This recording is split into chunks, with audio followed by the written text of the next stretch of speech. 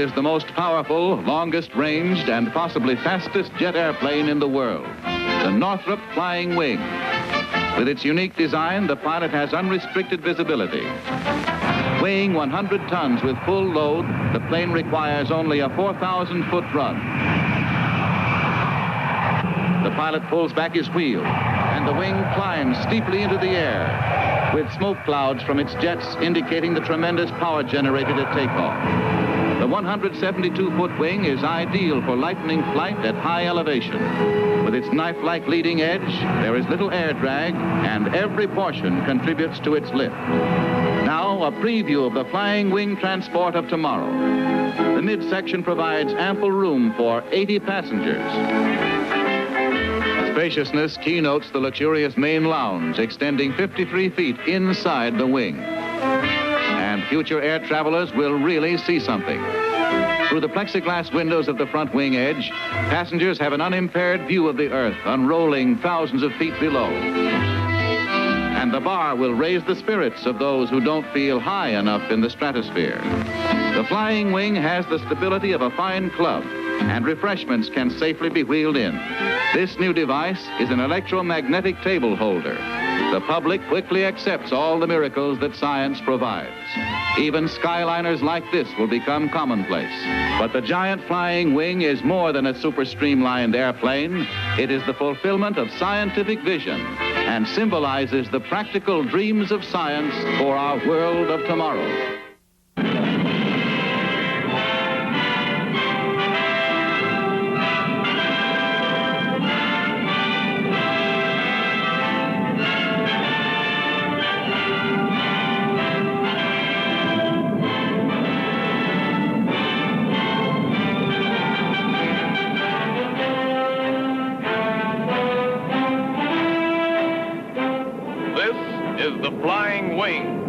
The product of years of engineering research by Northrop Aircraft and the United States Air Force. Today, it is the latest answer to aviation's demand for more speed, more range, and greater efficiency of operation. The flying wing can carry a larger load faster, farther, and with greater economy than conventional airplanes of similar size and power.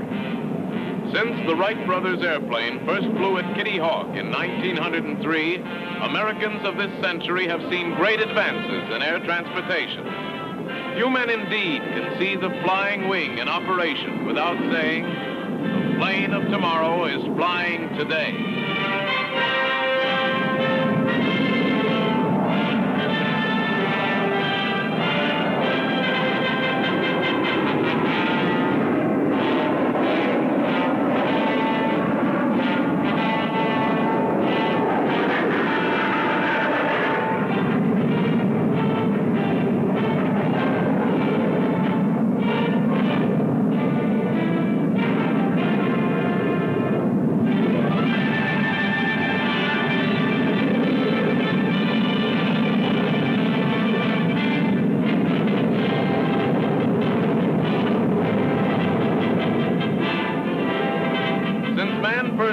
That mechanical wings could carry him into the sky, airmen have dreamed of the ideal airplane, one of maximum efficiency, in which every exposed surface would have the greatest possible useful purpose, contributing to the lift of the flying machine. 24 years of research and millions of hours of work are behind the production of these new aerial giants. The designer, the engineers, and many other men working with Northrop Aircraft have long had this dream and have turned it into a reality, the flying wing.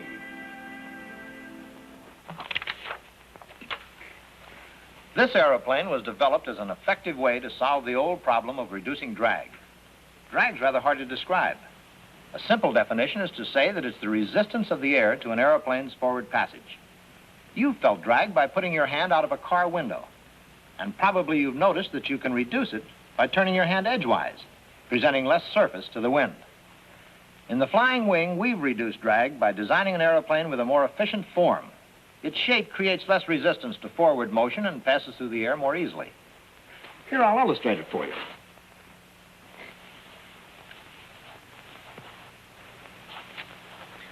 Primitive man used a sled to transport loads greater than he could carry.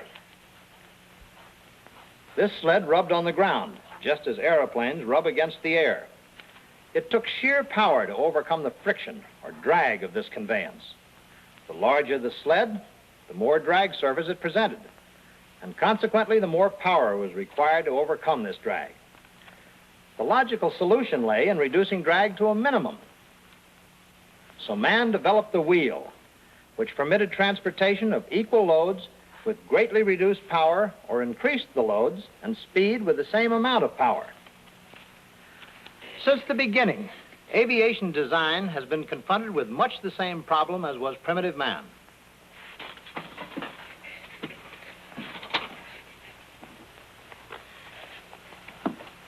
Today's basic aircraft design still has unnecessarily large drag forces.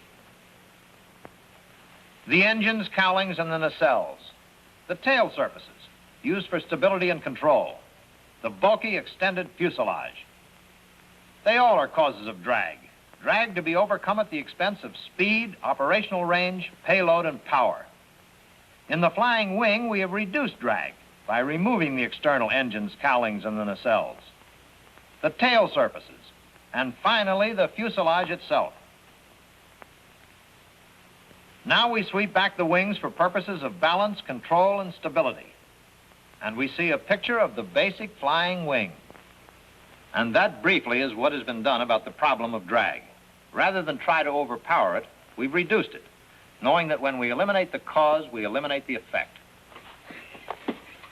We now have an airplane which, due to its increased efficiency, is capable of transporting a given load 25% farther or faster than is possible with an ordinary airplane using the same power. That is what is meant by efficiency of design. Our second objective was greater efficiency of structure. In order to illustrate efficiency of structure, we can use these charts for comparison. Here is a massive bridge structure.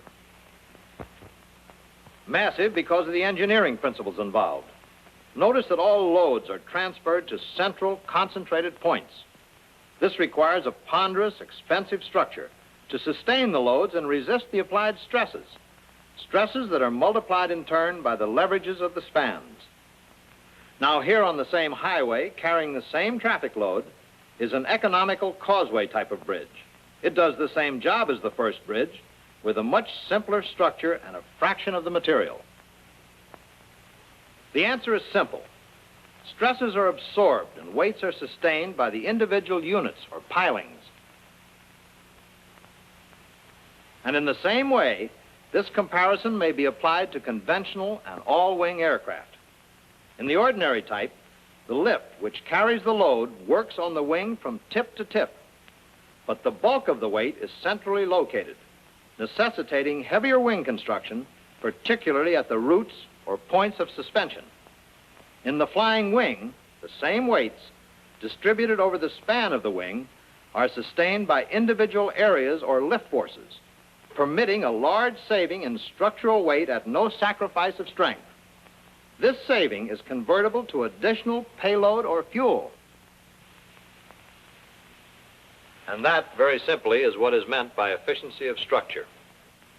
Today, Northrop men know well that by combining efficiency of design and efficiency of structure, the result is a high-lift, low-drag flying wing, which can carry a greater load, carry it farther,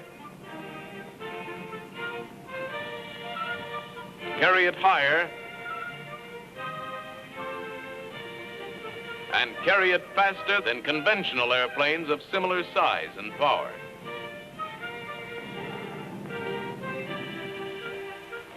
At far-flung bases and remote corners of the globe, large hangars to house big airplanes are usually hard to find.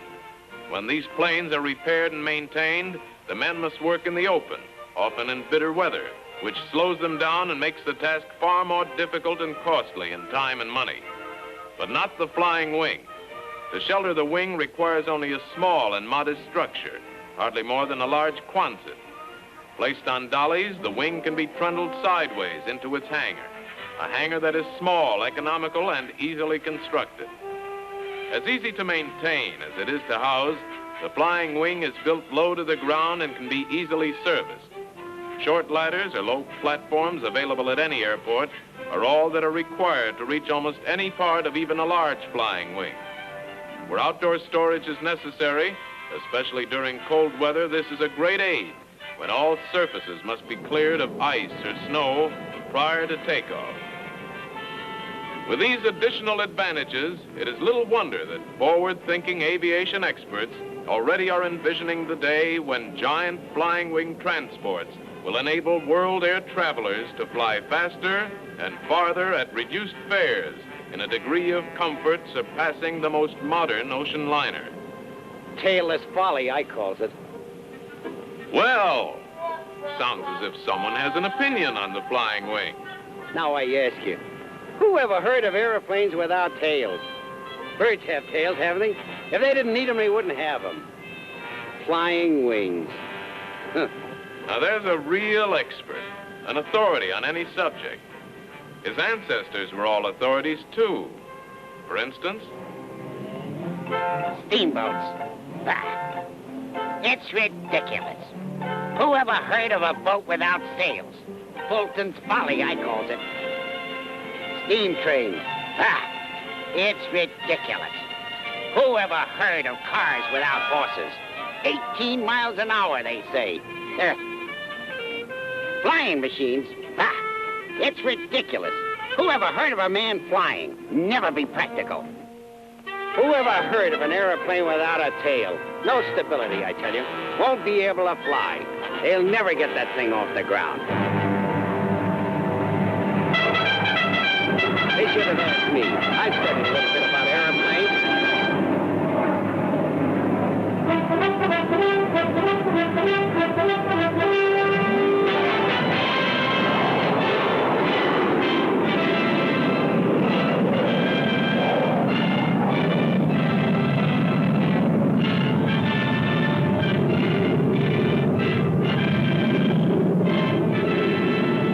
recognize him? He's one of that group of skeptics who just can't understand any scientific advancement and won't believe it when he sees it. An open mind and a little inquiry would disclose the fact that the engineers haven't changed the basic principles of stability at all in building the wing. They've merely arranged the control surfaces in a different manner, in a form our skeptic doesn't recognize, thereby reducing drag by eliminating the tail surfaces and the fuselage that supports them. Yes, it's just about that simple and logical. Remember as a youngster when you seesawed on a plank? Sometimes there was a heavier boy on the other end and you had to move out further to establish a balance. With both of you at the ends, your little brother had quite a time moving the plank. But once in balance, you could both move in and out proportionately to maintain that balance. And when you were close to the pivot, little brother could swing you lots easier than when you were out at the end. Now, the airplane is balanced about its center of gravity in the same way as the seesaw was on its pivot. And when all of its weight is concentrated close to the center of gravity, as it is in the flying wing, the size of the tail can be reduced or moved much closer to the wing, and the same degree of stability and control will be retained. Here is the top view of an ordinary airplane, and this is what the skeptic failed to investigate. If the load usually spread out the length of a fuselage is carried in the wing close to the center of gravity, then the fuselage can be removed and the tail moved up close to the wing. Now, the tail has much less work to do and therefore requires a shorter moment arm. Swept back or V-shaped wings are coming into general use even on conventional planes because of their recognized advantages in the reduction of drag at high speed. Thus, the wing is simply swept back, and one half the tail is combined with each wingtip. All the original elements needed for stability remain completely effective, but over half the drag of the original airplane has been eliminated. Having already discussed efficiency of design, structure, and maintenance, there's but one final point: operation. Extremely important in any aircraft is efficiency of operation. The handling characteristics of the wing are important to the pilot. That's right. Makes a lot of difference if a man who flies a plane likes the way it operates. Because of its stability, ease of handling, and maneuverability, the wing is as simple to fly as a conventional type airplane. Despite its 100-ton gross weight, it still responds to fingertip control pressures. But let's get aboard and I'll show you the inside story.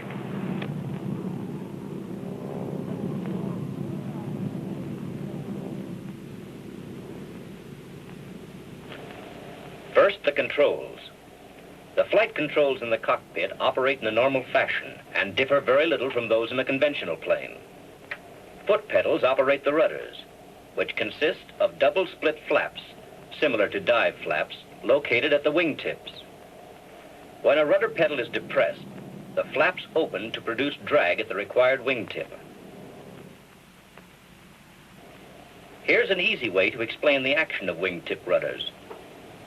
Notice that when drag or pressure is applied to a wingtip, the plane pivots around its central axis, exactly as if rudder were applied. Consequently, our wingtip rudders give us the same control as the rudder on a standard type plane. On the flying wing, both pedals may be operated at the same time. This creates an air brake effect, increasing the rate of descent or reducing the airspeed, a valuable asset in landing a clean modern airplane of this type. This air brake feature is the only variation from a conventional control arrangement. Longitudinal and lateral control are maintained by elevons, a combination of the standard elevators and ailerons.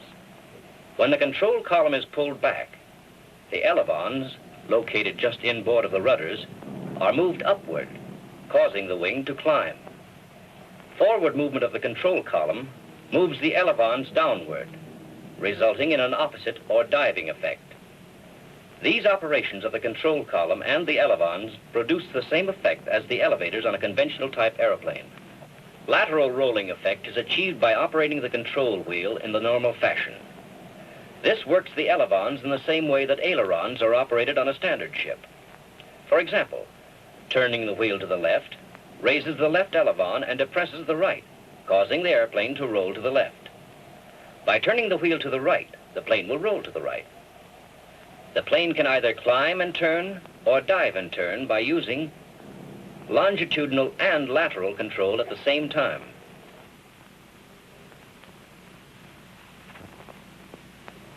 Okay, Frank, let's start the engines.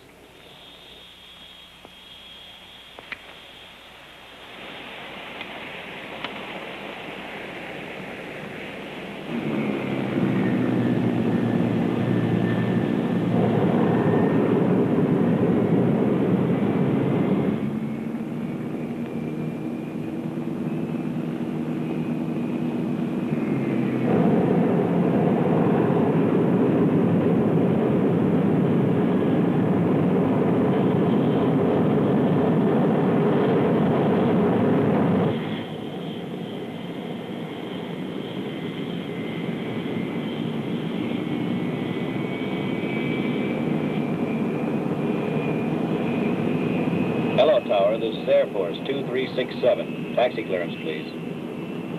With its 8 jet engines, the wing is one of the most powerful planes in the air.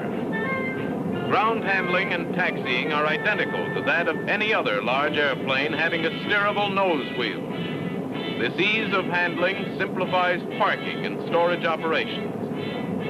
Notice that the pilot of the flying wing has excellent forward, downward, and round-the-clock vision, which minimizes taxiing hazards.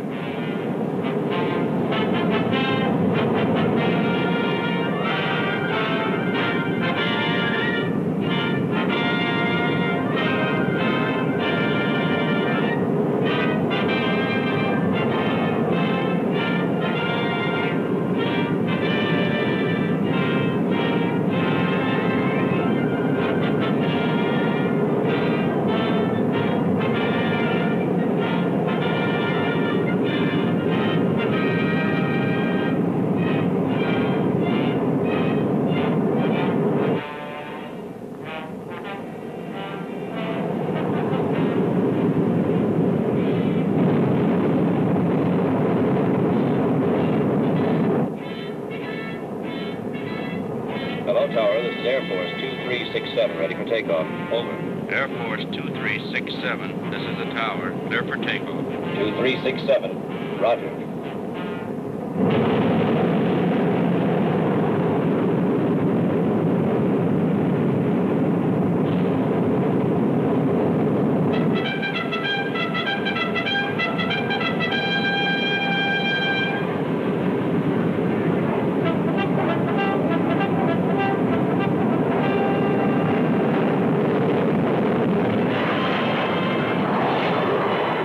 In a matter of seconds, this 100-ton giant is airborne. Notice its phenomenal rate of climb.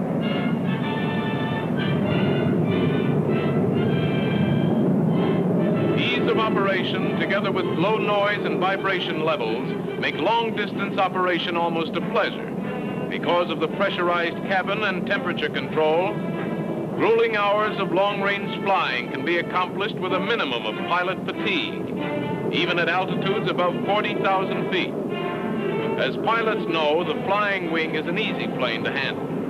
When a rudder pedal is depressed, drag is induced by the opening of the split rudders, and the plane is pulled in that direction.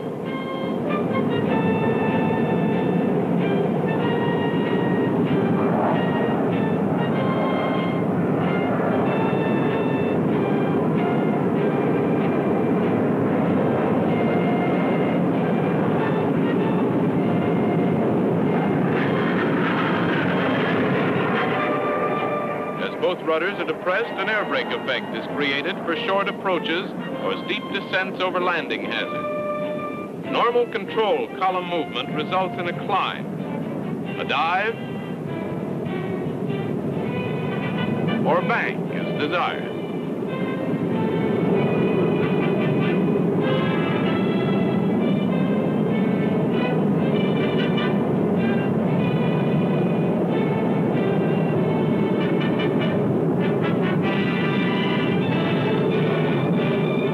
Controls operated by dual hydraulic systems, plus an electrical standby, the flying wing is the most maneuverable large airplane in the sky.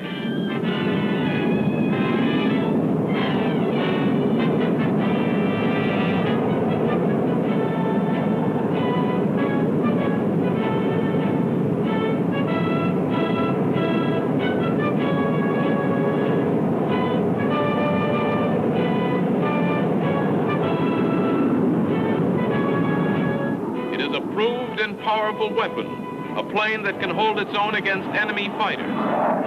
The wing has a small frontal area and profile, making it difficult to hit or to detect with radar.